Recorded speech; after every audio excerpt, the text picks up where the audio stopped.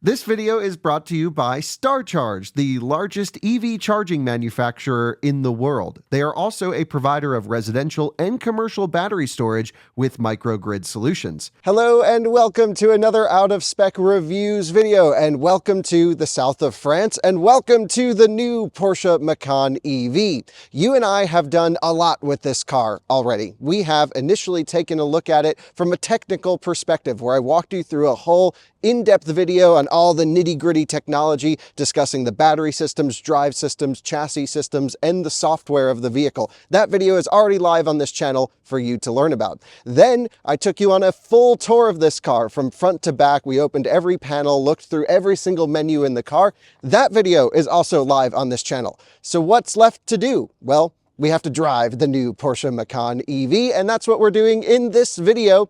So this video is specifically focused on the driving performance of the Macan 4 and the Macan Turbo. They sort of, at least for launch specifications, the base car and the top trim.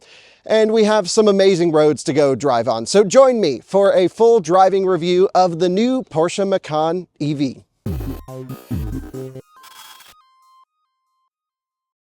So in this video, I'm of course going to take you on a drive of first the Macan 4, then we're actually going to talk to some of the chassis development engineers, which are always a great opportunity to come to these events so we can talk to the people who actually made the Macan EV. And then at the end, we're going to drive the Macan Turbo, and I'll share my final thoughts with you. But before we get into all of that, if you don't want to watch the already hours worth of content I have on the Macan EV, I figured I'd take you on a quick tour just to remind you of the basic specifications and the basic things I'll be looking forward to throughout my review. And of course, from a styling perspective, you have eyes. You're watching this video, you can make up your own opinions, but my opinion is the car looks awesome. I think the side of the car looks awesome. But if you come around to the rear, this is where I kind of do struggle with the look of the car a little bit, but ultimately it's not so bad. It doesn't matter too much. And there are folks like my mother who just lost her mind when she saw this car. She said this is the car for her. So maybe you'll be seeing this coming to a YouTube channel near you with my mom reviewing her next Porsche Macan EV. That could be kind of interesting. She's owned the combustion ones. Maybe she'll go for the electric one. That could be nice. Kathy just looked inside the Macan EV and she goes, I love it. Here is the Porsche Macan Electric. I have been anxious to get over here because I loved my regular Macan and I thought the prototypes were ugly a year or two ago. Wait, can you check your Apple iWatch and see if your heart rate is increasing? No, it is. I feel it. I feel it. I'm actually a little aflutter right now. Oh boy, here we go. Love this electric vehicle. This may have my name all over it. Really? Well, you know what a fan I am of the Porsche Macan anyway. Yeah. And so to see how nice it looks electric, and I was able to peek inside a minute ago. Yeah. And it is Porsche. It's those seats. It's got a great center console. And look how beautiful the front is. I mean, I'm loving this. A reminder on the specifications of the car. We have a 100 kilowatt hour battery pack, this time using prismatic cells rather than pouch cells like the Taycan. So this is an interesting approach, but 95 kilowatt hour usable. And that means that the range of this car is actually pretty good. And you're going to be curious, Kyle, have you tested the range? Yes, I've already done a range test with the Porsche Macan EV. I forgot to mention this at the beginning of the video. And we did 322 miles with even a little bit left over at 70 miles an hour. And so that means that no matter the specification, no matter the weather conditions, this is an over 300 mile car if you just drive it normally on the highway. So it's got the range, it's got the charging performance with 270 kilowatt peak charging speed, and it holds over 200 kilowatts to almost 60%. I think it just dips below 200 kilowatts at around 55%. So it's got a big fat charging curve, which is actually better than the outgoing Porsche Taycan.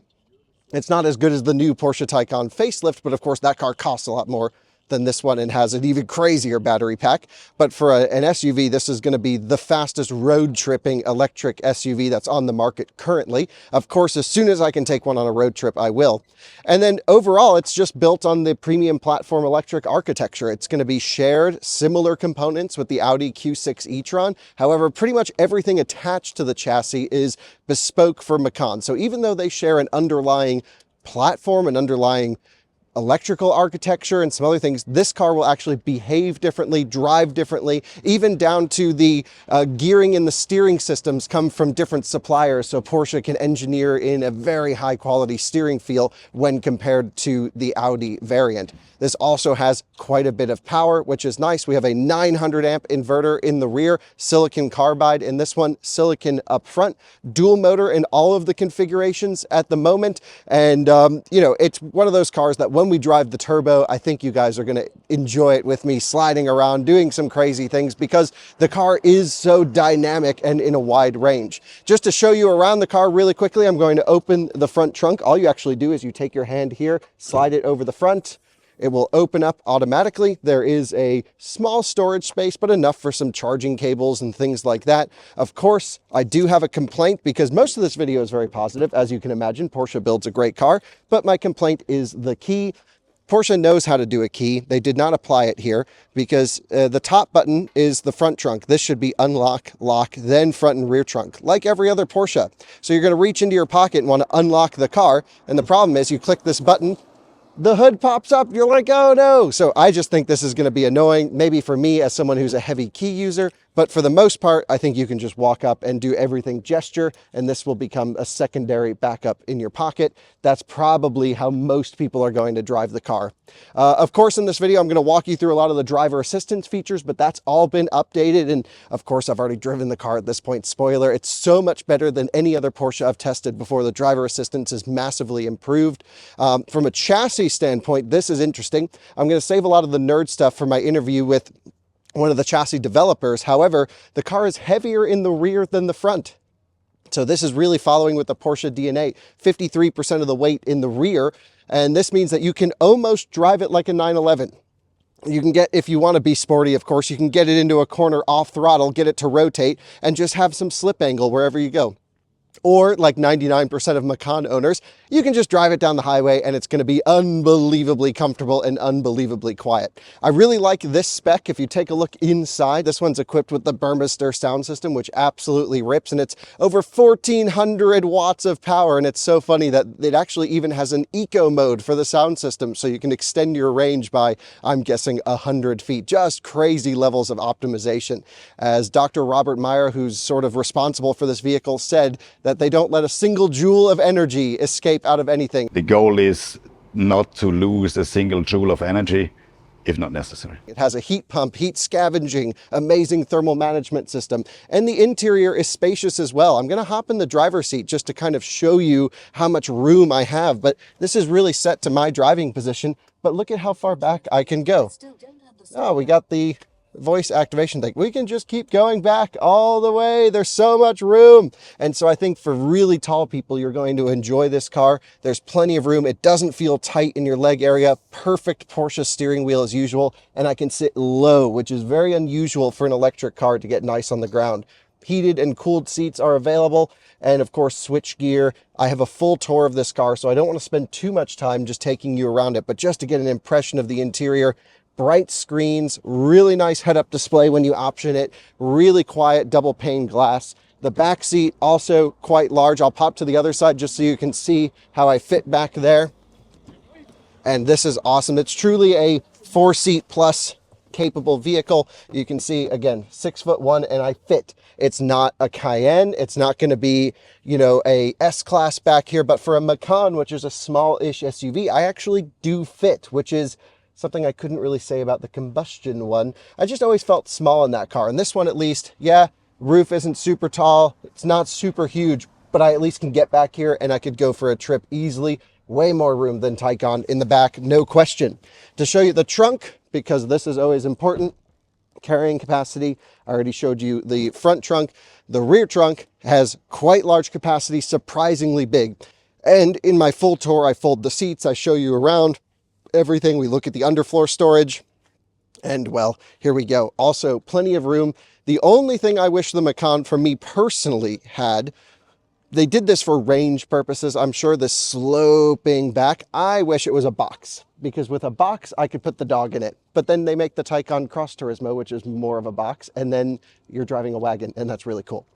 So I think Before we get into the driving evaluation portion of this video, I kind of want to walk you through where I'm coming from. How am I going to be approaching this car? Because it's important to remember that not every Porsche needs to be a GT3 RS that's built for hardcore track performance. This is a car that needs to be comfortable for daily driving. It has a function where you never have to hit the start or stop button. It's very similar to actually like a Tesla, where you just get in, put it in drive, put it in park, and leave. It has great app connectivity, way better than any Porsche we've had before. And so I think what's most important about the Macan is that this is a car that doesn't annoy you in day-to-day life. It has to be comfortable enough to not beat you up, but then also sporty enough to at least enjoy driving a Porsche vehicle that you are, of course, paying a lot of money for. This car is not cheap. And I think a nicely spec'd one for a Macan 4 is going to be just under or around $100,000 in the market. So it's a $100,000 car that needs to do the daily stuff well. It needs to do the highway cruising well. This is a car that with a huge focus on fast traveling. Of course, we've done the range test. I will have a charging test to you as soon as possible as well. This is where, you can drive long distance, charge deep in the pack, holding peak power for a long time, and then head to the next. So it needs to do that as well. And it needs to be fun in the corners and in the canyons. So I hope to evaluate it in a bunch of different driving scenarios for you today, looking at it in the city, on the highway, in the canyons. We're going to be looking at the driver assistance system, and then we're going to turn all that off and see if it goes sideways. Of course, it does. And we're going to have some fun with the new Porsche Macan EV. This is such an important car for Porsche. They really have to get it right. So let's go evaluate the car's driving performance first in the Macan 4. So join me in the French Hills right now for a drive. Well, guys, welcome to the inside of the Macan EV. My first time that I'm able to drive it with you on camera. Of course, you joined me for the range test and also some other things that we've done with this car, but now I'm actually able to explain to you how this car drives. So it's been a few months. We're treating it as I drive it for the first time, but of course, we've already driven this car together a little bit. Anyway, in terms of setup, just so you guys know, we are in the Macan 4. So this is the car that we did the exterior intro on. Really nicely spec'd car, and also spec'd with a lot of the cool chassis features, such as rear axle steering and a bunch of other cool stuff. We're going to start in drive mode normal. Just keep everything in the basic level. We have 3 different levels of damper settings. Of course, we're going to keep it normal, ride height in normal. It will lower as we bring up speed. And I'm going to keep the electric sport sound off for now. As we do some spicy driving, we'll turn it up. Of course, in the turbo version, which we're going to drive after this, we're going to dial it up even more. But for now, yeah, we're just going to go for a general cruise, talk about, the low speed characteristics of the car, as we always do, look at one pedal driving or lack thereof in this case, and also the recuperation settings, of which there are 2. And yeah, so basically the car is on, but you can see the steering is locked. As soon as you put it in gear, kind of opens everything up. Quick dry steer there. Let's see what gauges I can pull up for you. Driver assistance, maps. Yeah, I think we'll keep it on the power meter. Makes the most sense. Hopefully you guys can see a little bit of that. And let's just talk about driving the Macan slowly, because I think a lot of people are just going to do a lot of around town driving and just cruising. So we'll go down this little country lane, and then we'll pick up the speed, of course, going back. Actually, on some roads, my friend Jessica is with me. We drove some amazing roads on the way over here. So we'll hit some of those just to give a initial impression of the Macan. And instantly, the one thing that I love about this car is the seating position. For me, I can get right on the ground. The steering wheel can come pretty far out and come close to me. And all of the pedal inputs are so different from other Porsche electrics. Obviously, you and I have spent a lot of time driving Taycan together, and one thing we've always talked about is the braking strategy on that car. It is a 3-box design. And in this case, it's actually a single-box design brake-by-wire. I'm really looking forward to seeing how that feels, how the ABS feedback feels through the pedal. But ultimately, steering is always very important to a Porsche. All of the inputs are very important to a Porsche. And one thing I noticed even when I did that Macan range drive with you guys is just how awesome the steering system was on this car. Now, I have not driven the Q6 e-tron. Jordan drove that one for us, so it's hard for me to make a direct comparison. But even though this car is on a shared PPE platform, my guess is that this is certainly going to be the sportier option. But even beyond just numbers on paper and acceleration and even lap times, if you want to go crazy about your electric SUVs, just the way that it feels when you put in some steering should feel pretty different between the cars. And that's what's going to give each one its own character. And just cruising down a country lane here, you can even start to feel a tiny bit of feedback coming in through the wheel. Nothing crazy. We'll play around with it a bit more, but just wanted to mention how nice overall my impression of the steering was from my time driving this car so far. And then you get to the accelerator pedal, which is a top hinged pedal. I prefer a bottom hinged accelerator pedal. It is the sportier way. So then you go, okay, is this actually a sports car or is it a daily driver car? And I think it's a little bit of a blend, but it's certainly not 100% how I would want always a Porsche to be. Since no one's around, let's just do a quick full turn test. Again, talking low speed characteristics. 5 degrees of rear axle steering gave it a chance to catch up, and it's an incredibly tight turning radius for, honestly, it's not a tiny car, but it's very maneuverable, and I would highly recommend anyone to option the rear axle steering on this car. It is not standard equipment on the 4 in the US, and it's awesome. It just makes it so much more maneuverable around town, so much nicer to squeeze around places, and that is great. And that leaves us to the final topic of low speed, which is kind of the one pedal or lack thereof. Right now I have regen on, and we are barely slowing down. And this is a fundamental philosophical strategy within Porsche, which is, do you want one pedal driving or do you not? We know the platform is capable of it. The Q6 e-tron, which shares a lot of drivetrain components and battery and overall platform architecture with this vehicle, does support one pedal driving. And here in the Macan, they made the clear decision not to support it. And personally, I think it's a miss. I think you should at least give the user the option. Now, as someone who, we of course own an Audi e-tron without one pedal driving and with a brake-by-wire system similar to this car, you don't miss it per se once you get used to driving the car. But I do think a lot of existing EV owners, perhaps someone who has a Model Y who wants to upgrade into a Macan, they were so used to driving with a one pedal system that this is certainly going to cost them some sales, I think. And if I hit the brake pedal, it blends in regen nicely, and since there's no one around, I'll just hold that same brake pedal application to a stop, and it comes in and grabs pretty nicely as well. One big difference from the prototypes that we drove to here, which I couldn't mention to you when I was driving the prototypes, was the braking software tuning really needed some work in those early cars. It was when you kept a consistent brake pedal application, it would almost dip and grab way too hard at low speed. And this felt so much better than the prototype cars that I've driven. So if you're just cruising around town, which we may have the chance to do a little bit of a city drive, this car is very, very nicely sized. Jessica and she was driving through some pretty tight roads earlier, and we both commented on how it doesn't feel overly large, just feels very nice. So let's get it out on some higher speed roads, again, still keeping it in normal mode and just getting some speed on. One thing I have to comment on as I'm accelerating just up to, normal B road speed is how dead silent the electric motors are. Land Rover Defender ripping it, that was awesome. And I think it's kind of cool how silent this car is, especially compared to Taycan, which you do hear motors in Taycan from time to time. And the car is a nice size, getting some just gentle driving on in the corners. The steering weight's up nicely.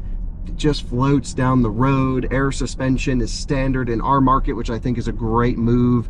And yeah, loving this car and driving. And Jessica's here in the passenger seat. You don't see her on camera, but maybe she can mention her impression of driving it on some of these roads.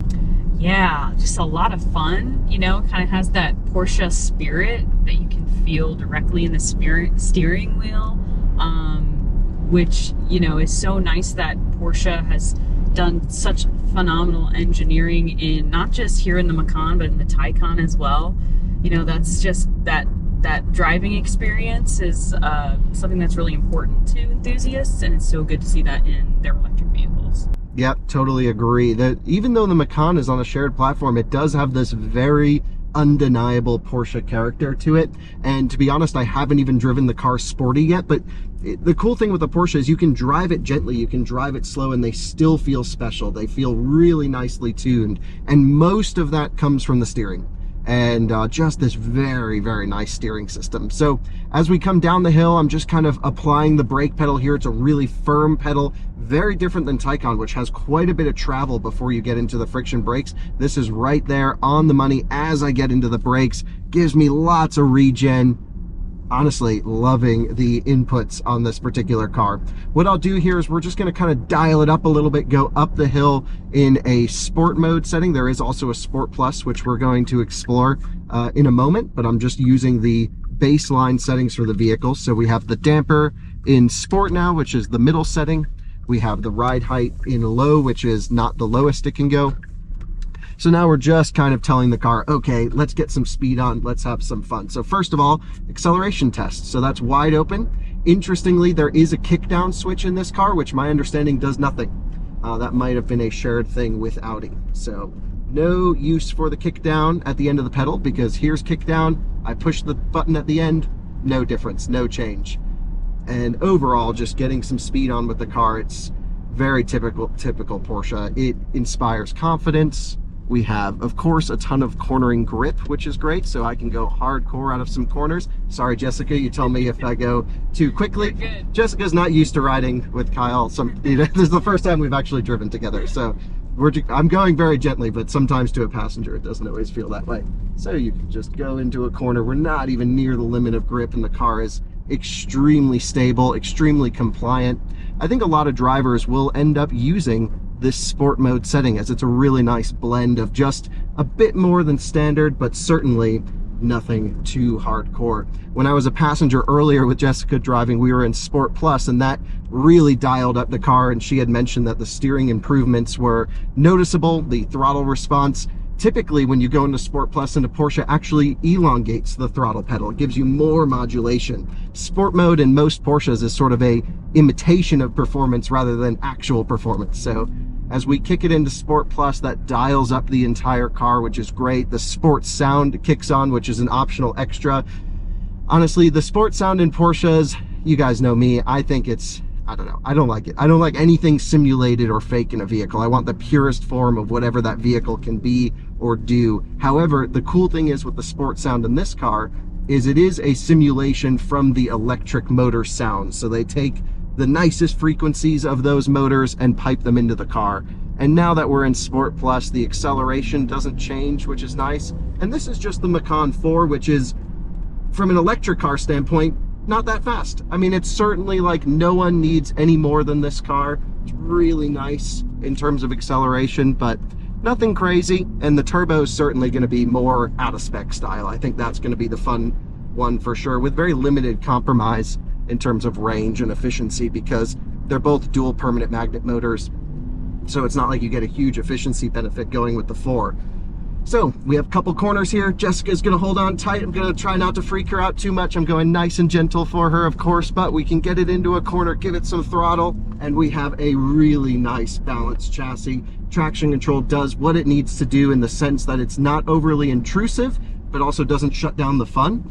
And so very tail happy in Macan in the sense that it is 52% of the weight ratio is in the rear. So you drive it like a 911. You always want some slip angle on the car. And I've, been in this car full drifting laps with traction control off and everything. And it is a drifting machine in the turbo one. It's actually way driftier than you would expect it to be. But on a road like this, that's kind of what you want. You want to get the weight off the rear, get it into a corner, mat the throttle midway, and you can do the spicy stuff. So from my impression, it really is the one car that can do it all. We had this car on the highway. I'll take you there in a moment as well. Extremely comfortable, extremely quiet, absolute cruiser, all the way to put it in Sport Plus and the character of the car changes and it absolutely tightens up. One thing that is interesting is the suspension height keeps adjusting based off of speed. So you can see now we've just made it into the lowest suspension height. Perhaps some of the corners didn't give it a chance to catch up. But these are my very first few inches driving the Macan with you on camera, and I'm absolutely enjoying the car and loving it, and hopefully not scaring Jessica too much. And it's just been an absolute pleasure to be here in France to drive this car. I'm looking forward to the turbo. Hopefully it's turned up a little bit in terms of power and overall feel. We'll have some more fun. But yeah, let's continue. I think just to cruise on some of these back roads, because we are on public roads. The sport mode feels like the great compromise. Backs off the suspension a little bit. You can individually customize in that mode. And we're gonna go enjoy some miles in the Macan 4. So catch up with you guys, maybe for some more spicy driving, for some highway driving for sure. And I think we're even gonna try hit a charging station on the way back and do an initial charging test to see if we can get up to 270 kilowatts in this one. So let's do it. Well guys, we're in the Macan 4 on a country road, and I just want to give you an impression of the outright acceleration, because in launch control it does go into overboost, so we should at least try that. So left foot to the floor braking, flooring it with the right, launch control activated, off we go. Yeah, it's okay. At full power you get it 70 kilometers per hour. There's no shifting, it's single speed only, and it you know, consistent power all the way up. I really think for 99% of buyers, you just don't need any more power than this car.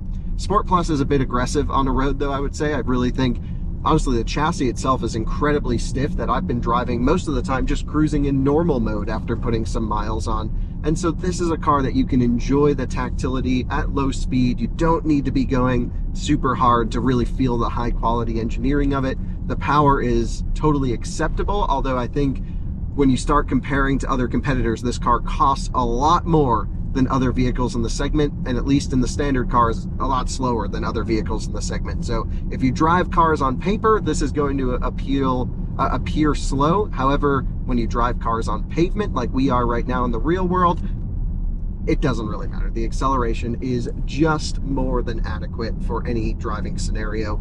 And if you want more power, they make that. We're going to drive the turbo here shortly. So again, this is the trim I suggest for 99% of buyers. Knowing Porsche, there will be more trims. My guess, I don't know, but of course they leave room for a 4S, a GTS in between the 4 and the turbo. And if you guys remember from when we did the Leipzig Deep Technology Tour, the off-road vehicle we went in indicated a Macan 4S on the display. So we can pretty much be sure that future variants are going to be coming.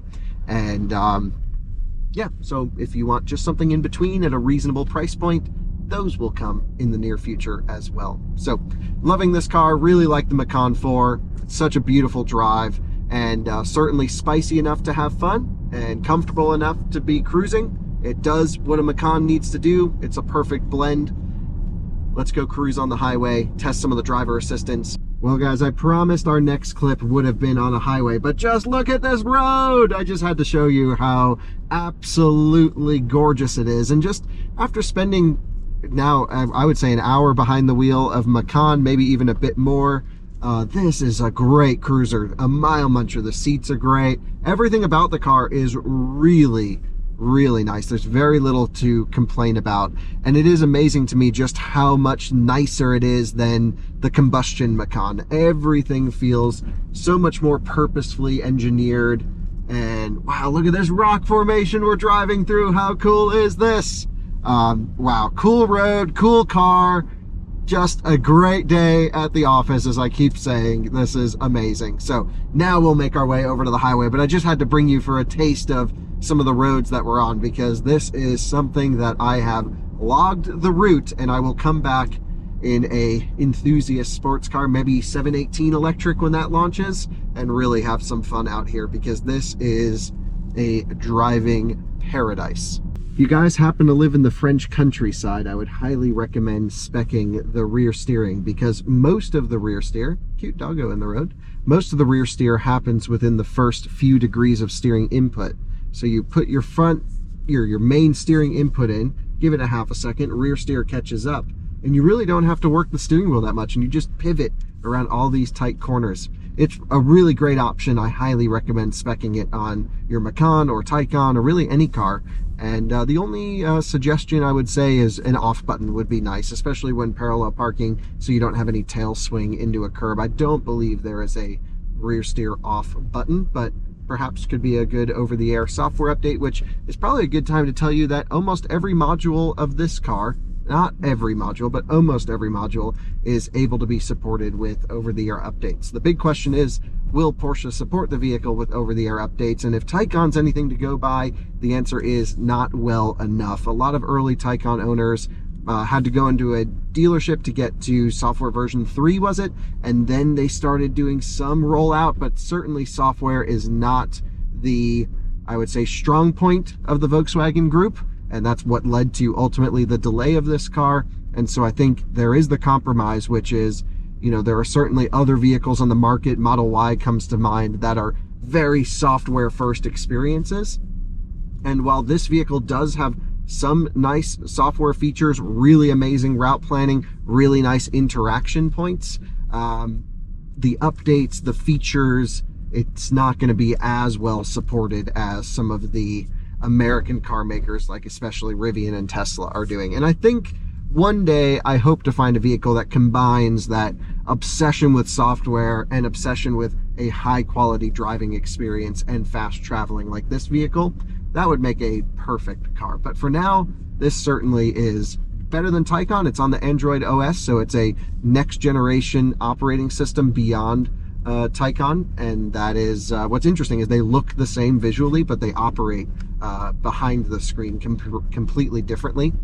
But yeah, still early days for Porsche and Volkswagen Group in general when it comes to software integration in the vehicles. Just my outside looking in take. We are now on the final return leg back in, and I want to walk through some of the driver assistance functionality since it's sort of new tech for the Macan. So I have adaptive cruise control with active lane keeping on. I have a stalk just to my left knee that I can adjust the maximum speed. And then I also have 1, 2, 3, 4, 5 distance control settings. We're going to keep it on 2. So I have active steering, and in the range test car that I used, I had a massive head-up display that showed a bunch of my driver assistance screens. I can pull that up on the center instrument cluster here as well. But the lane centering is massively improved from what we know from Taycan as an example. The reason I keep bringing up Taycan, even though it's not a direct competitor to Macan, of course, you and I have driven that car all around the world for probably 50 or 60,000 miles together in road trips and testing. So we're all pretty familiar with that car. And if you haven't watched our Taycan videos, there are plenty out there for you to look at. But take a look here, pretty spicy situation, up and over crest with turn. The car is completely stable in lane, doing everything. It's just locked in. And this is a massive, massive improvement to road tripping. It's a capacitive steering wheel as well. It's very sensitive. It does like to have your hands on the wheel. I have hands off for the moment. Let's see how long we can go. It's already asking for hands back on, and we can touch. This also has emergency stop assist and everything. So will not do automatic lane changes, by the way. It just kills steering as soon as you hit the turn signal and then comes over. From an emergency stopping standpoint, if you are unresponsive and not paying attention, it'll yank the seatbelt, put the hazards on, bring you to a stop, does everything the way it needs to do, just like Taycan does. If you watch our Hogback Challenge, we've evaluated that system. As soon as we get a Macan in the US, of course, we're going to run it in the Hogback and benchmark its driver assistance systems against the other vehicles. But right now, I would say this is finally a usable, fantastic lane centering system. And I tried it on some mountain roads earlier. It was doing some big corners as well. So totally usable. Finally, Porsche. Yes, everyone says, I just want to drive my Porsche. I bought it to drive. That's fine until you end up in traffic. And then you're like, can I just have the car do the thing for me? And this is finally a car that can do the thing on its own. I'm reaching to grab the paying whatever the thing this is to show it in the windshield, and the center console has these little side entrance pockets, and they're just a bit too narrow for me to actually get my hand into. So this thing should beep and then it should go. So there's a Model Y in front of us. Let's see if this beeps, if we did it correctly. Oh no, we're stuck. Yeah, beep, great. And we're off. Well, that's all for the Macan 4, folks. I would say my wrap up on this car is, this is all the car you need, straight, right? Yep. And typical out of spec with directions. Never perfect, but we're doing our best. This is all the car you need. The car is incredibly high quality. Ultimately, it comes down to the spec and options on the car as well. I'm going to have a whole video guiding you through the options that I think you absolutely need on your Macan and the ones that would be nice to haves. But ultimately, these vehicles do come down to having them configured the proper way. But it is a cruiser. This is something that with 270 kilowatts of charging power and holding it deep into the pack, I want to say 200 kilowatts to about 60% state of charge is when you dip under 200 kilowatts. It's going to be a great road tripper. It is incredibly sporty and spicy, especially for the category. This is way more tactile and nice to drive than, let's say, something like a Model Y. Even though Model Y performance is spicy, we've done that before, but you're kind of beat up in that car with rough suspension, with really quick steering, and certainly just, you know, there are compromises, whereas this has such a wide range of capability of being so quiet, so comfortable, but then also you just flip the switch if you have Sport Chrono on the steering wheel, dial it up into Sport Plus, and then start having some fun. This can keep right up. So what we're gonna do is look at that fun aspect even more. We're gonna jump in the turbo and see, you know, there is quite a large price gap between the two in base price. By the time you option up a Macan 4, the turbo starts to actually make some sense. We're talking only about $10,000 difference, which in Porsche speak with options is not that bad. Really not that bad. So let's go jump in that car and see how it does. Hey guys, you joined me inside with Martin, and Martin is responsible for the chassis on the Macan. And Martin, the reason I really wanted you to come join us for this video was because we're of course driving the new Macan, and there's so many things that go into how a vehicle drives, so many compromises, so many decisions that ultimately end up with the final driving experience. So I'm hoping you can walk us through some of the decisions that you made, some of the components that are on the vehicle that ultimately lead it to drive and handle the way that it does. So, okay, let me start. We see here the rolling chassis with the main components in. So I think it was a lot of detail work to bring the car to that performance that it has. And at the moment, what are the main things we did in the car? I think us helped the battery, the low center of gravity, and the main components in the car. We have a new developed steering of the front axle. We have the rear axle steering. We have the air suspension, or here you see the steel version with a 2-valve damper, so we can control the damper in the rebound and in the compression phase very precisely. So what more things do we have? We have the rear axle steering with up to 5 degrees maximum steering angle. You can see it here.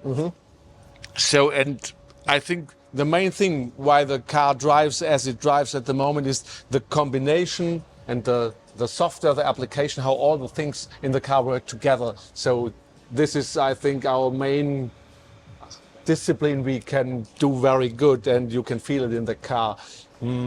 Yeah, my quick impression, I've just had to go in the 4 at this point. We're of course about to go out in the Macan Turbo next, so looking forward to experiencing that. I think that might be an interesting place to start, which is, are there chassis differences between the Macan 4 and Macan Turbo? Because I know some of it is very detailed, even to the way that you mount the rear motor direct to the vehicle back here on Turbo. Can you walk me through a little bit of the differences between the two? The main difference is in the Turbo we have the powertrain fixed to the body. And that's what this is representative of here. Yes, and you can see the mounts here, they are fixed to the body. Because of the weight, it's a bit heavier than the rear axle of the Macan 4. And in the Macan 4 we have the engine mounted to the Hilfsrahmen, to the subframe. To the subframe. Yep. That's the main difference. And is there a dynamics difference, a response difference in your experience? What do you gain by having a body mounted motor here?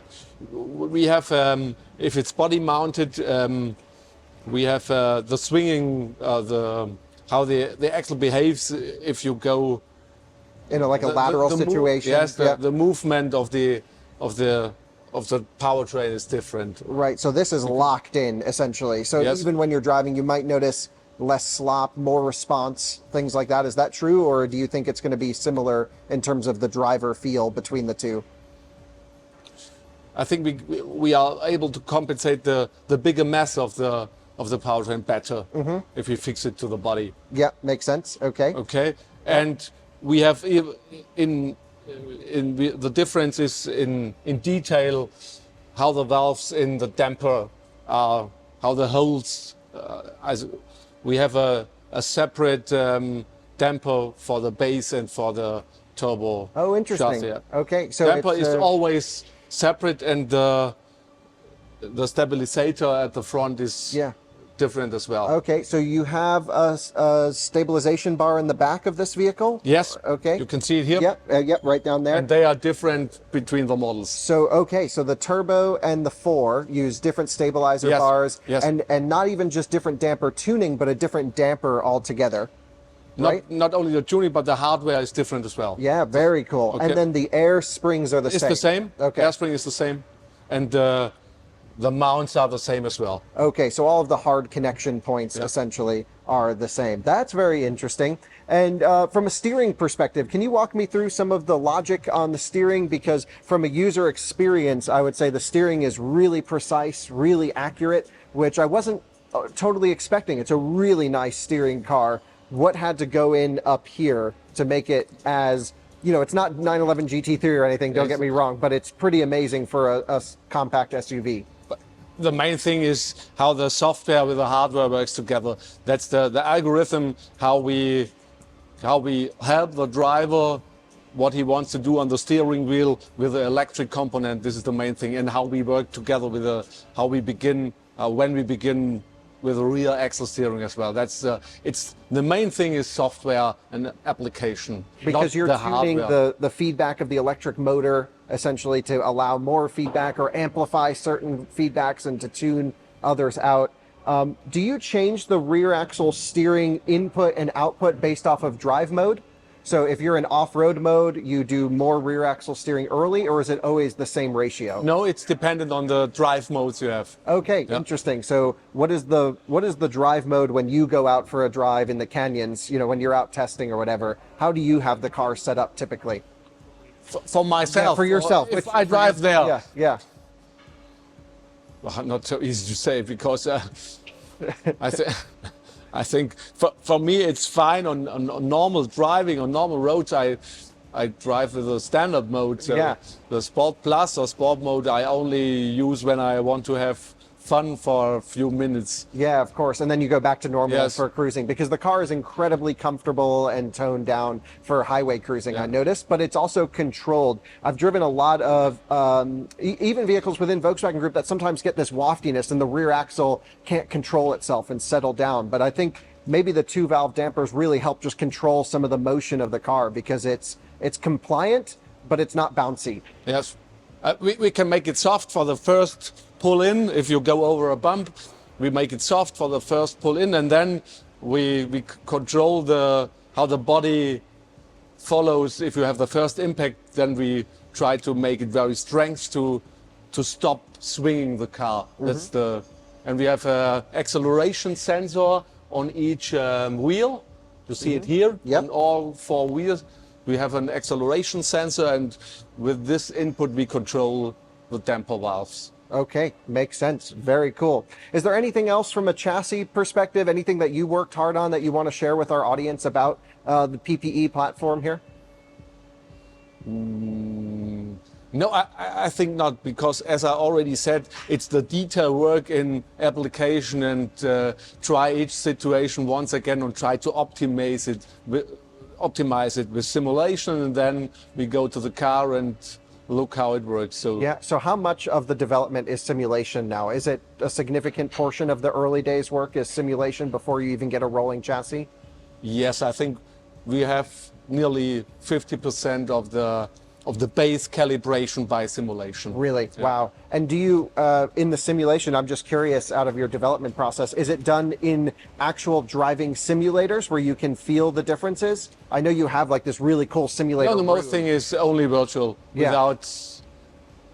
without a physical model. Without a physical mount, yeah. Yeah, well, thank you for taking the time and showing us around. And yeah, it was really cool to learn. Of course, in the US, we should mention we only get the air suspension in our market, Yes. but we do have a lot of European viewers as well. that they will be buying the Spring car. Your impression between the Spring and the Air, just because I have only driven the Air so far? If you sit in the car with two people and not too much luggage, I think the Spring version is very good as well. So, but if you are fully loaded, Yeah. you have Or off-road or you are much performance better or with the air anything. suspension. So Yeah, yeah. Very cool. Well, thank you for taking the time. Really appreciate it. okay, thanks. So viewers, you now join me in a Macan Turbo in speed yellow. Super cool. Love this color, love this spec. This is the hardcore spec. So I'm really getting to experience sort of a luxury build of Macan. Somehow someone left this heated steering wheel on. I wonder who's messing with me. But it's got the Race Tex wheel, which I always think is pretty cool and nice to have. Actually, the one I did the range test with also had the Race Tex wheel. This one being a turbo, has all the darker badges. Turbo Night, I believe is what it's called. And yeah, just really enjoying the day. So as we learned with the chassis engineer, that the turbo uses a completely different hardware for the damper and different tuning. Also has a different mounted rear motor. And I've got to turn off some bings and bongs that are mandatory in the Euro spec cars that we don't thankfully have to deal with in the US.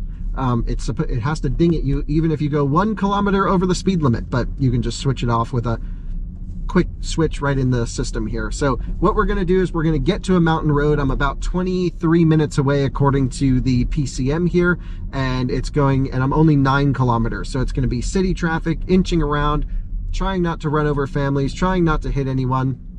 And we're just going to cruise through the town of, can't even remember, somewhere in the suburbs of Nice. I don't even know if this is a suburb, but just down Antibes maybe, I think is what it's called. Beautiful place, really cool here.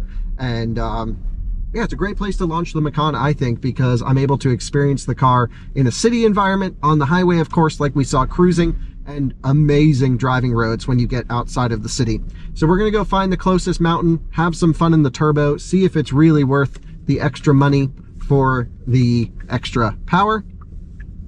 And also just some of the handling differences we're going to look at as well. Loving the rear steer around the city. You gotta have rear steer. There's just, order one with rear steering. It's awesome. Makes the car so much more nimble and really cool. So let's go inch around the city. I will say the brake pedal is like little things here and there with the Macan. It has a kick down switch and the accelerator pedal that doesn't really do anything. The brake pedal is a little bit grabby when you come all the way down to a complete stop. When you're at, like, let's say, 5 kilometers per hour, 3 kilometers per hour, and it transitions from regen to friction brake, just a little grabby right at the end. And I can simulate that right here. And there's a motorcycle there, but all good. I got 25 minutes of inching around the city in this bright yellow Macan.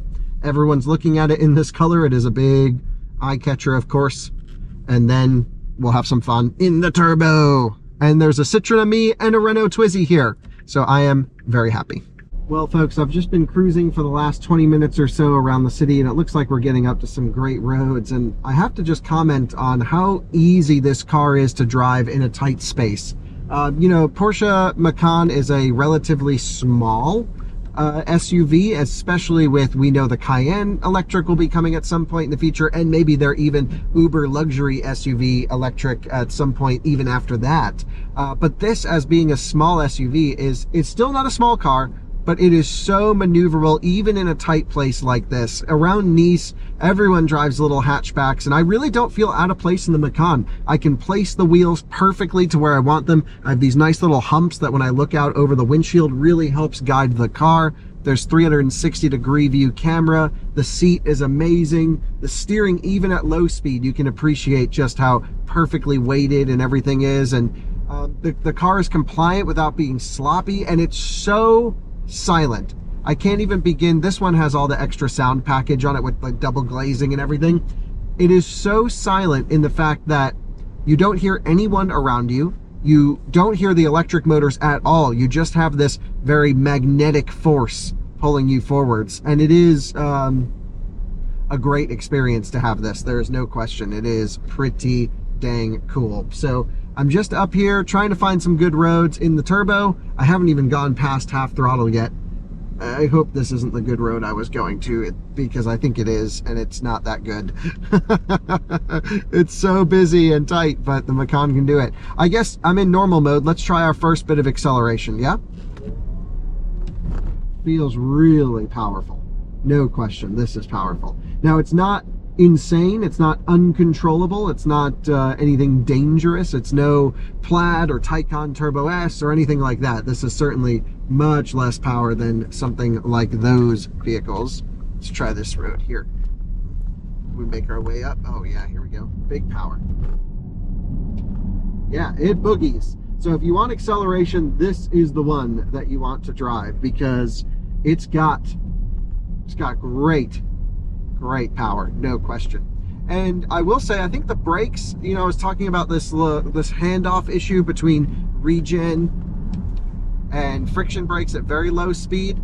This certainly feels even better tuned than the base Macan. It could be that just the discs are different. It could be the same tuning, just with a different material. This does have larger brakes, which I definitely want to try, because I did a full brake test in the standard car, and it was okay. It got into ABS. The bigger brakes shouldn't really make a difference in this particular case, but yeah, definitely want to try this out. So let me go find some open roads, find a place to open this thing up, and then I'll be back with y'all. Well, we found a little bit of an open stretch. Let's try launch control. So left foot hard on the brake, flooring it with the right, and feels good. Yeah, definitely nice braking. Still feels heavy under braking. That's where you really feel the weight. And it's, you know, it's trying to protect me at the moment, yanking on the seatbelt. So yeah, it still feels heavy under braking, and that's maybe one area that you just can't do anything about. Maybe actually they could be a little bit more aggressive with wheel lockup, because you really don't even hear it, you know, sort of. Yeah, man, you can throttle steer this thing like crazy though. You just, traction control is on at the moment, but you just mat the throttle mid-corner, and that rear axle is just pretty freaking amazing. And the brake pedal being brake-by-wire is really good as well. Just looking for any twisty road that I can find in the area just to try and open up the turbo a bit, because they were kind of running up on time here. But yeah, the suspension definitely gets pretty wild. Yep. Man, the turbo's cool. The turbo, you can drive like your hair is on fire, and it responds perfectly. Okay, I'm loving this. This has this kind of sporty character to it too. I wouldn't say the car encourages you to drive quickly, but when you do, it's like, wow, the balance, what it does is amazing. And how tail happy, I don't want to say tail happy, but how rear throttle steery I can drive it is cool. Of course, the vehicle weighs more in the back than the front. It's like a Cybertruck actually does too, or a 911. And what that means is off into a corner, you can get the thing nosed in, lift the throttle a little bit. As soon as the rear comes around, you can just manage your power and just kind of keep it in a little bit of slip angle wherever you go. It's a very almost 911 like driving experience. And I don't mean that in like the whole experience, but I mean that in sort of the weight transfer aspect. It's kind of cool for an electric car to have this character, and I think it makes it really enjoyable to drive. The throttle is perfect on this car. The braking system is strong. I love the feeling of the brake pedal. I prefer this brake pedal to Macan brake pedal personally. Yeah, maybe it does do a little bit of weird great brake stuff at low speed. Yeah, just a little it's not the end of the world. This is just nerd stuff. I would say the brake pedal's totally fine. And there's something about sitting in this car that I can sit low. 28 millimeters lower than the combustion car is your H point. I mean, I don't really know how nerdy we need to get about that stuff, but just, I feel good in here. The car's easy to place. For example, we're just about to pull out on a busy road, so we're gonna have to, let's just go PSM in sport mode, and we are going to rip it out onto a road here. So let's do it. Oh my gosh, it's awesome. You just keep your foot floored and it just pulls you straight with the front motor. PSM Sport does allow some fun action, which is great as well.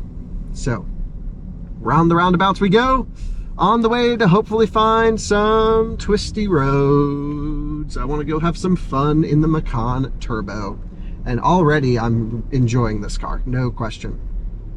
Really am. Oh, look at this. We found some good roads right here, just like that. We're going to slow down, leave a gap for the car in front, and let's go. Motors sound good under full load. The power is nice. It's still pretty soft. They didn't go too hard. You still feel some body motions. Of course, there is just a lot of stuff on this road, so we're going to take it nice and easy. Leave gaps as we can. You hear the brakes click away every time ESP kicks on. I just went aggressive into that corner, so I threw it in, stabbed the throttle, and again just whoop, whoop, whoop. This car is cool. This is a cool car. I mean, what's amazing, Citroen and me! What's amazing about the Macan Turbo is you have this wafting like character to it that the Macan 4 has. I would say no perceivable difference, at least in town, maybe on the highway, but I wouldn't make a buying decision off of the differences in suspension. I would say this is, initial impression, almost just as comfortable. An amazing range of character, I would say. I think this is the same road we went on before, isn't it? Yes. Oh well, there's not much we can do around here, but just in my quick impression of driving the Macan Turbo, it retains all the goodness of driving the, oh no, we are doing a different road, of driving the Macan 4 with this really seriously sporty edge and kind of playful character on the rear axle, where you go into corners and you're always just managing the rear axle. The front turns. Anytime you give it throttle, wow, you can cover some distance. We got to slow down. There are people up here, I think. Yeah, this is cool. This is legit. This is really, really fun. Wow. Macan Turbo. So some final thoughts on the Macan EV, specifically on the 4 and the Turbo, now that I've had a quick go in this particular one. And of course, we'll do more in-depth driving reviews in the US when we can really spend some time with the cars. But a first drive of the car is, everything is intentional. Everything is well thought out. Very rarely do you get the car out of sorts. And both the Macan 4 and the Turbo have this amazing dailyable category, or sort of feel to it, without being overly compliant or wafty or extremely soft like a Q8 e-tron wafts down the road. This doesn't do that, but it is as soft as you could make it while still maintaining this underlying competency as a performance vehicle, which this certainly has. And the thing for me is, when you get into the Turbo, this is so much more power on the rear axle, and just changes the character of the car. This now feels spicy, and it is a car that you can drift. We've shown that at the Leipzig video. It's a car you can absolutely go full send in if you want to. And I love that you don't give up the comfort of daily driving with this car. Even here in Sport Plus mode, which we honestly don't even need to be, I'll just go back into normal. Even here, just like cruising around in normal mode, the car is incredibly compliant. It's the right size. It's got good tech, good driver assistance. It's going to be amazing as a road tripper, amazing as a canyon blaster. And it is the one sort of, you have to have one electric car that can do it all in this category. This is a high quality experience. I'm not going to pretend like it's inexpensive.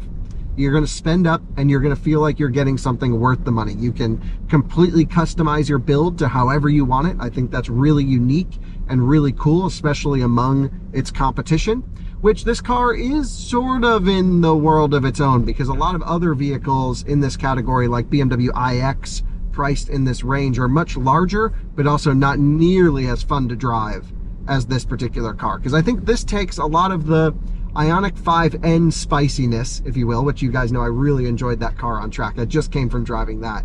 And pairs it with a much nicer dailyable category in terms of compliance and other things like that. So overall, this is worth the money. It's a really nice car. And if you can keep it around 120, 130,000 for a nice spec turbo with some options, it's worth that all day long. It's certainly not as special as Taycan, and it doesn't feel as special to drive as Taycan, but in some areas it's better. And I would say that would be the braking package, even though you don't get great ABS feedback, but doesn't really matter to a Macan buyer, and you can tell when it's kicking in. So it wouldn't bother me really. I mean, my Polestar 1 actually has a very similar braking pedal feel. And even if you just want to rip around some of these on-ramps, even in normal mode, you absolutely can. I would say Porsche nailed the Macan. It was a car they couldn't afford to mess up.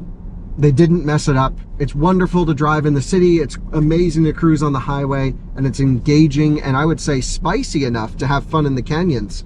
And I mean, it really is fun to drive in the canyons. It's sideways, you stab the throttle, you go, slip angle, but the car doesn't encourage you to do that. It doesn't have this inherent, I want to go fast vibe. It's got this great, everyday, usable, non-annoying vibe to it.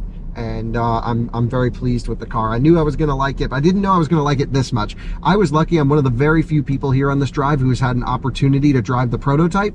This is different than the prototype. They've definitely, fixed some things, improved some things, changed some software things. It wasn't completely final, but this is now a finished product, ready to go. And my understanding is we'll see them in the US sometime around July 2024. So there you guys have it, the Macan EV. We went on a quick tour, we drove the 4, we talked to the chassis engineer, and now we're driving the Turbo. More videos to come after this one. I drove an electric boat with a Macan powertrain in it, and also I'm going to do a charging test on this car, and that will be a separate video. And actually the guys are draining the car we're going to use for the charging test right now. They're going out on the highway to go drain it while I'm filming this one. I can't thank the Porsche guys enough for helping us get the nerd content for the out-of-spec viewers. They're really one of the only ones that get it. And I just love it that they're so passionate about how their car charges and is efficient and drives hard as much as I am, because to me, I kind of like the vibe of everyone who engineered this car. Of course, we've had Dr. Robert Meyer in videos. He's here. I've been spending a lot of time with him all day today. And it's like, just everyone is about optimizing hardcore performance, and performance means charging, range, everything. It's awesome. So thanks to the guys at Porsche, and thanks for you for watching this video. And I'm going to go enjoy sitting in traffic for the next 15 minutes while I make my way back to the starting point. That is the Macan EV, a really well-sorted, dialed-in package, which is the right car at the right time for a premium buyer. And it really does nothing wrong. It's a car I have almost no complaints about, which is very rare for me. But of course, it feels better than Taycan in certain areas. Crazy. Thanks for watching. We'll see you in another one again soon. Oh, by the way, the Burmester sound system. It's expensive, but if you like audio, damn, that thing rips. It's awesome. See ya. Bye.